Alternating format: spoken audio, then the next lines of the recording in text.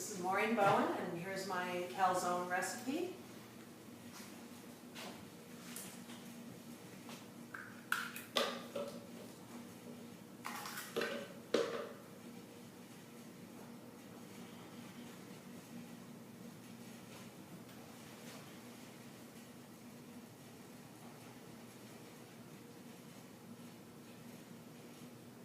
So you wanted to go?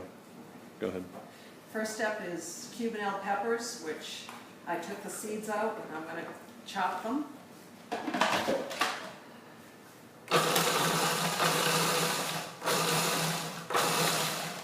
Make sure they're all chopped, which they are. And then I take them over to drain because they are a little wet.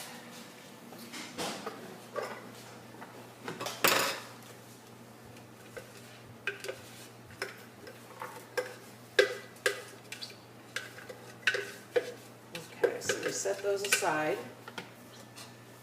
and I switch blades now from this blade to the flour blade because I'm going to make the flour. Go ahead. Next we make the dough, and heaping cup, 2 heaping cups, so it comes out to about 2.5 cups. And a teaspoon of sugar, a teaspoon of salt, rapid rise yeast,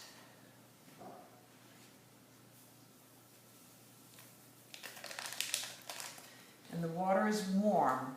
Stick your finger in it and if it doesn't burn you, it's perfect.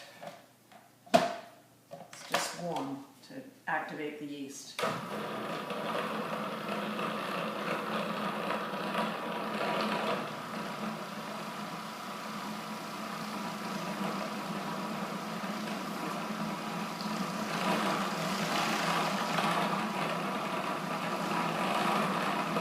quite down with the water, but I have to add about a tablespoon of oil.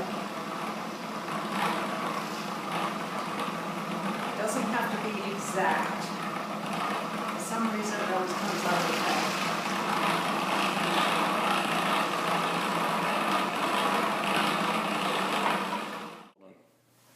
Go ahead. Okay, the dough is done. When it all sticks together like this, that's just about right. But again, don't worry. For some reason it always comes out really good. And it's really easy. I've made it 1,000 times. It probably comes out a little bit different every time, but it always tastes good. Okay, so now I roll it on in some flour so you'll be able to pick it up. And just flatten it out a little bit, and then I'm going to roll it out.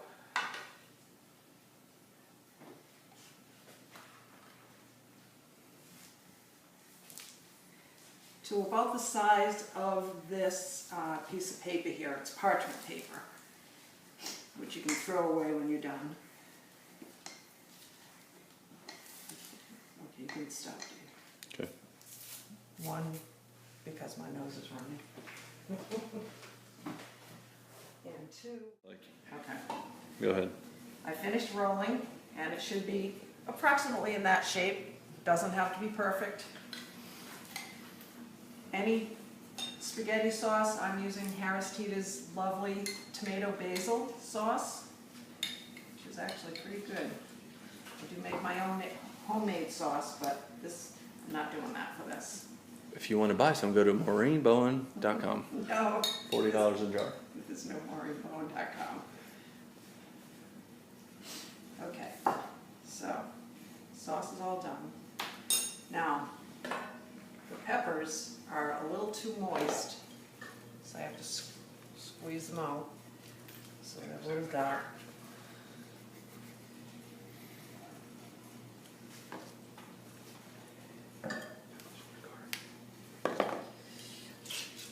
Where did those peppers come from? Oh, out of my husband's beautiful garden out in the backyard.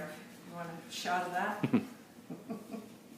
Okay, so we've got the peppers. They're finely chopped, so you almost don't even notice them, but you will notice if they're not there.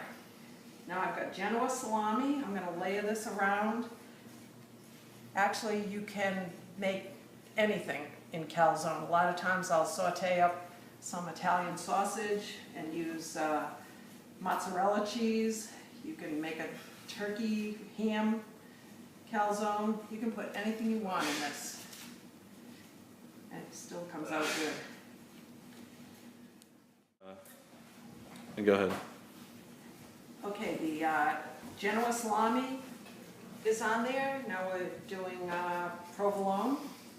So you can stop that. I'm going to do the same thing. You don't have to see me. Okay. And the perfect complement to the calzone. Sambuca. There away. Yeah, get that in. Get the grandchildren in. Okay. Go ahead. The provolone's all on here. Here's the fun part, folding it over. Just like in the old days, diapers. This is here, and this is here. It stretches nicely, as you see. And I have egg white that actually I'm going to move it over onto the tray to make less mess. And egg white. So you can stop there, David. I'll put this egg white on. With a fork. Go ahead. Okay, I have all the egg white on there. That'll make it turn a nice brown. When you're done, it'll brown it up nicely. And I'm piercing it so it doesn't rise. As you saw with the when I made the dough, you don't have to let it rise or anything. So it's ready to go. I'm going to be putting it in the oven, 400 degrees for 20 to 25 minutes. When it's nice and brown, it's done.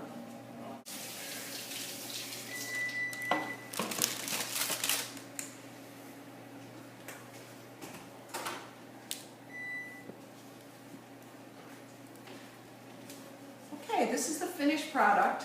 Actually, if I had put egg white underneath these flaps, they would have stayed flatter, but it'll taste good in the end.